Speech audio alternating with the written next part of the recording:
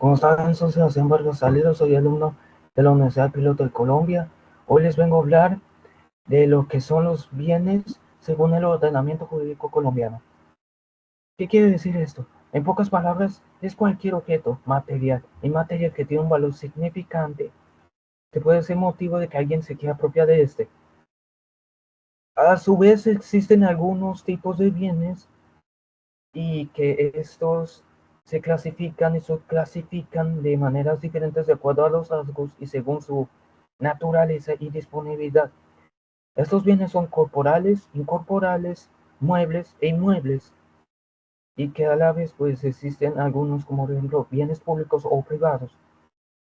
¿Qué son los bienes corporales? Son aquellos bienes que existen de manera física y que son captados por los sentidos humanos, como por ejemplo una casa, un libro y un automóvil, ya que estos, uno los puede sentir, ver o cualquier otro sentido humano que uno tenga.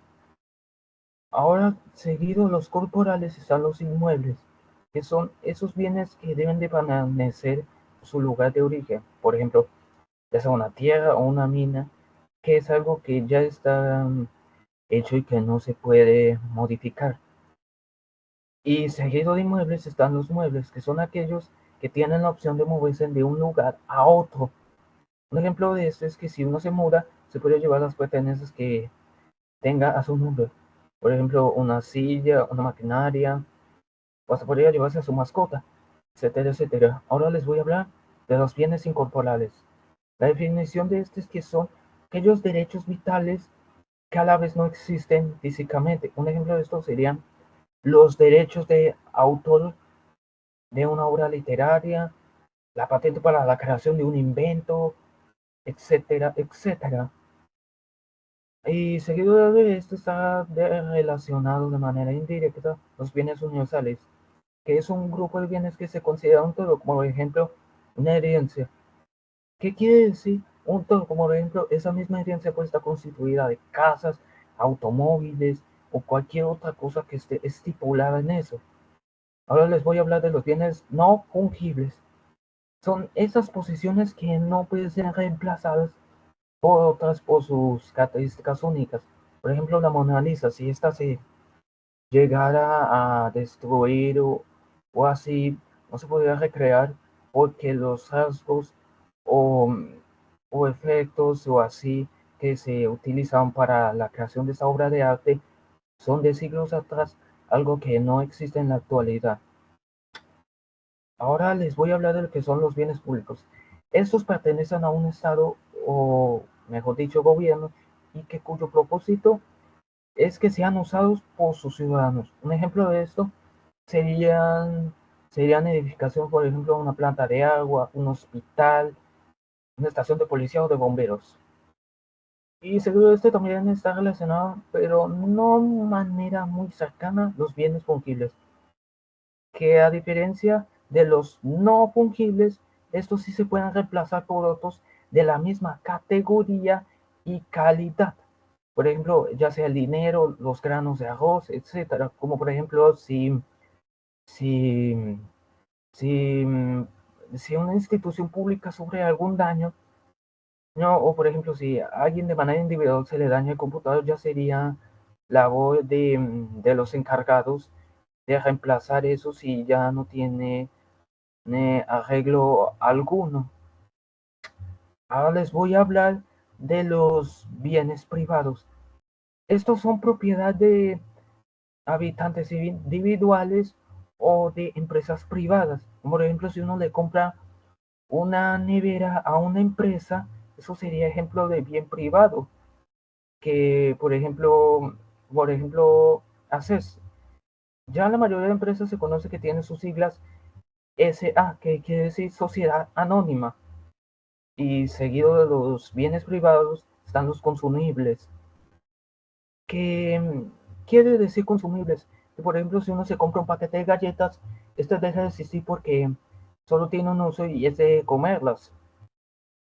Y para finalizar este tema, les voy a hablar de la diferencia entre el dominio y la posesión. sus diferencias en cualquier ámbito y los derechos que proporcionan estos. Mientras el dominio es la propiedad legal de un bien con un decreto verídico absoluto que da el poder de aplicación, el goce y de disponer de este. Algunas de sus características más comunes y vitales son, por ejemplo, su adquisición. Esto ocurre por métodos legales como la transición, ocupación, accesión, sucesión y prescripción. Como por ejemplo lo que les mencioné de la herencia. Ese es un ejemplo de dominio porque se estipula por medio de un manuscrito. Seguido de esta característica está su argumentación, que es la credencial legal que acredita ese bien. Bien, por ejemplo, también está como la casa. Si por ejemplo hay quien quiere rentar la casa y los clientes pues vienen a hospedarse en esta, pues preguntan, ¿y usted tiene los papeles que verifica que sea el dueño? Uno los muestra, confirma todo. La diferencia es que esos sí están registrados en las notarías de las alcaldías. Y al final están sus derechos, que estos dan un poder jurídico pleno y absoluto, que en pocas palabras es la definición de dominio que les mencioné recientemente. Ahora, ¿qué tiene de diferencia dominio con posesión? Pues tiene algo de similitud, pero están separados de manera indirecta. Por ejemplo, su definición es de afirmar que uno sea el dueño de algo, pero la diferencia es que uno no tiene aquel comprobante legal que lo verifique.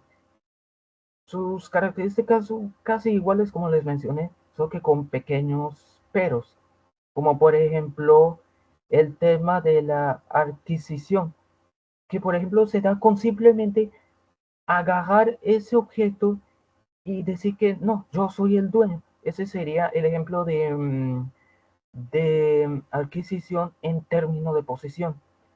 Y ahora el término de argumentación. Por ejemplo, si uno ejerce como el dueño de algo y lo ejerce ya sea de manera física y material sobre algo, pues eso puede ser amparado, que por ejemplo es lo que tiene que ver con sus derechos, que se puede traducir en protección por medio de acciones procesales. Muchísimas gracias por su atención, Dios los bendiga y gracias por disfrutar de este video educativo.